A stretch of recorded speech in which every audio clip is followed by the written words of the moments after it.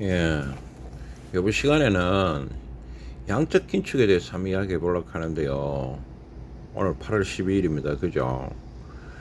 지난번에 제가 그래프로 이렇게 내려와 갖고 이렇게 올라 갖고 뭐 이래 내려가는 거, 이런 그림들에 대해서 좀 설명을 했어요. 그때 이자에 대해서 좀 이야기를 했었다. 그죠? 오늘은 양적 긴축에 대해서 한번 해볼게요. 양적 긴축. 이거 뭐고 이거지? 양적 긴축.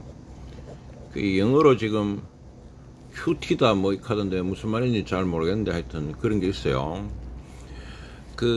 미국에서요.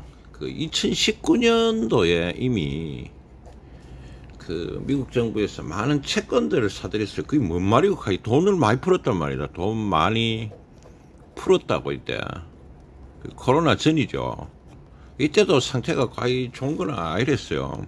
근데 이 풀었던 방식이 뭐가 하면, 여러분들 시간 나면 빅앤숏 하는 영화 한번 보이소?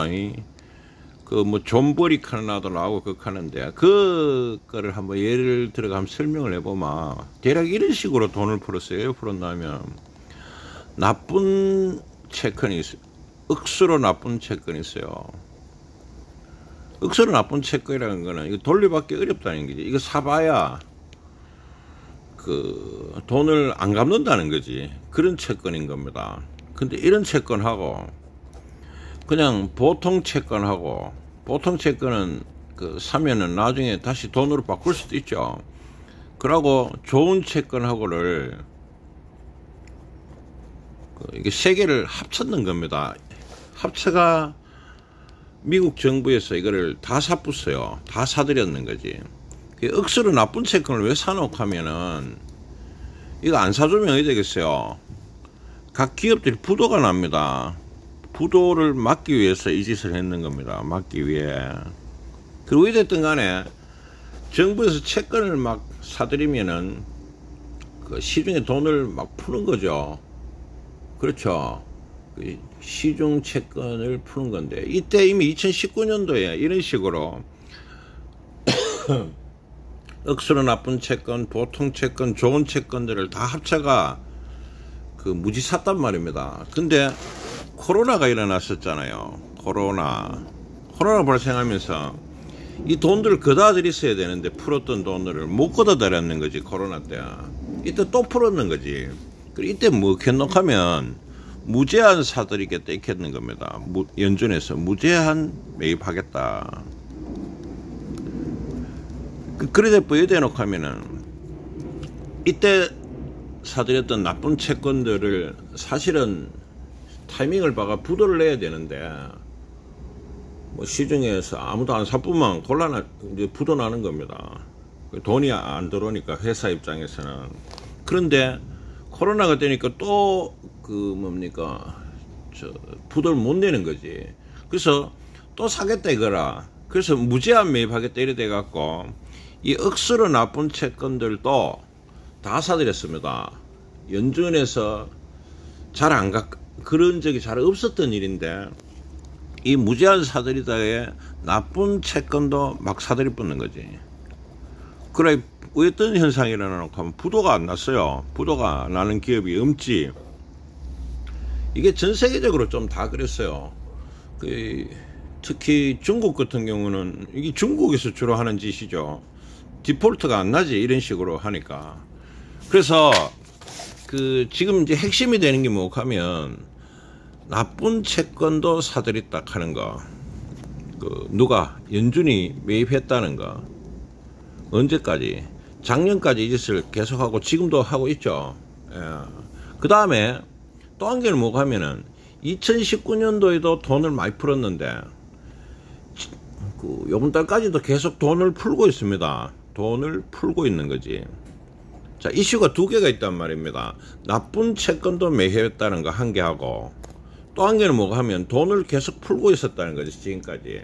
그런데 이제 요번 7월부터 이 짓을 이제 좀 안 하겠다 이런 겁니다. 좀 줄이겠다 이거라.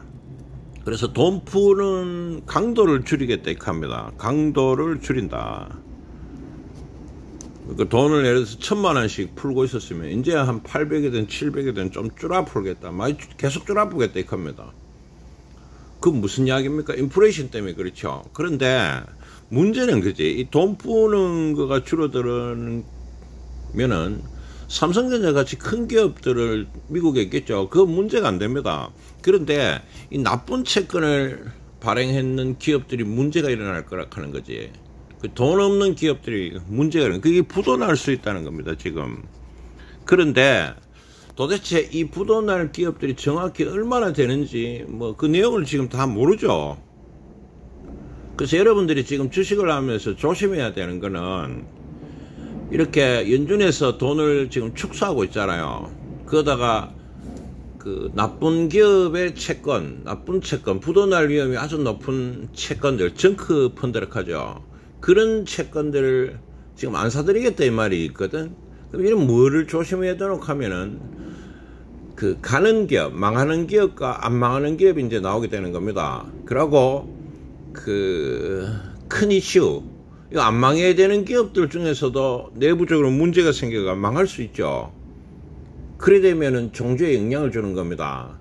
그래서 여러분들이 지금 7월부터 일어나는 이 연준의 그 양적 긴축에 대해서 경계를 해야 돼요. 양적 긴축을 하고 약 3개월에서 6개월 정도 지나서, 양적 긴축 QT라고 했죠.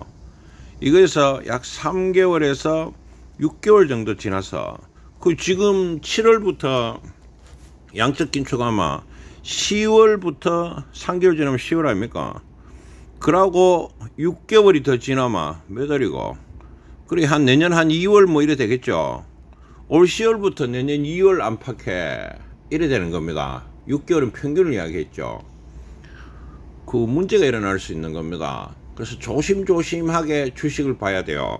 그래서 종주가 올라간다 하더라도 그 많이 올라갈 수도 있어요. 그건 알 수 없는 건데, 어쨌든 간에 지금 양적 긴축을 하겠다 이거라 종주를 공긋는 건 아닌데, 그 종주가 올라갈 수 없는 요인들을 지금 제공하는 겁니다. 돈을 거다 드리겠다 이거지. 그래서 이 상황들, 돈을 거다 드렸을 때 부도나는 기업이 없는지를 유심히 자꾸 봐야 됩니다. 그러고 우리나라 기업들 중에서도 역시 같은 상황이 일어나리라고 봐요. 그래서 그 좀 안 좋은 기업들의 주식들은 좀 정리하시는 게 안 맞나, 수익에 도달하면 좀 축소시키는 게 안 맞나 그래 보입니다. 좋은 주식은 가져가면 되겠죠. 자, 요런 식으로 그 양적 긴축을 받아들이면 될 것 같습니다. 8월 12일 날 양적 긴축에 대해서 말씀드렸습니다. 참고해서 끝.